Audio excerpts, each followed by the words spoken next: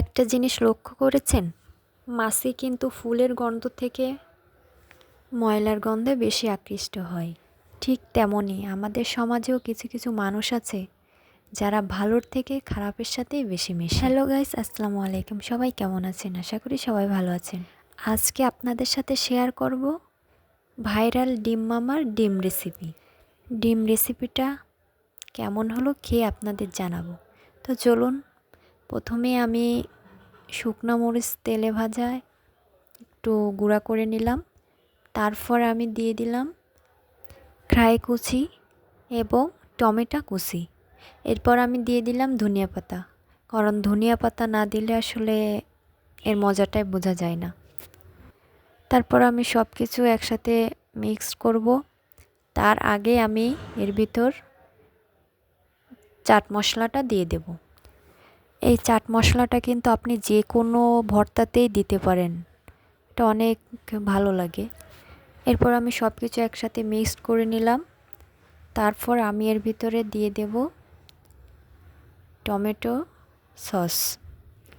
Tomato সসটা আমি অল্পই দিব, কারণ আমি যেহেতু চাট মশলা দিছি তাতে একটু ঝাল আছে, শুকনো মরিচ দিছি তাতে ঝাল আছে।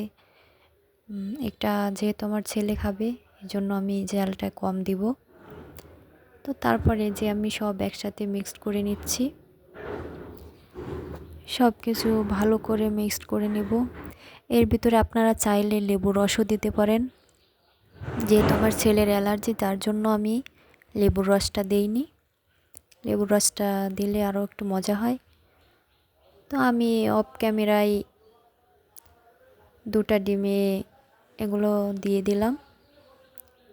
তারপর আপনাদের দেখানোর জন্য এটাই যে আমি ওর ভিতরে হালকা একটু কেটে নিয়েছি ছুরি দিয়ে আমি মিক্সটা দিয়ে দিচ্ছি।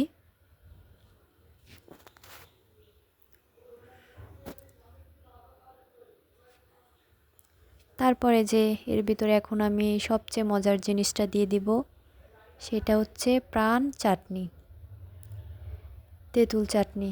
তো আপনাদের বাসায় যদি তেঁতুলের আচার থাকে ওটাও দিতে পারেন, আর এটা দিলেও মজা লাগে, কারণ এটা একটু ঝাল ঝাল মিষ্টি আছে।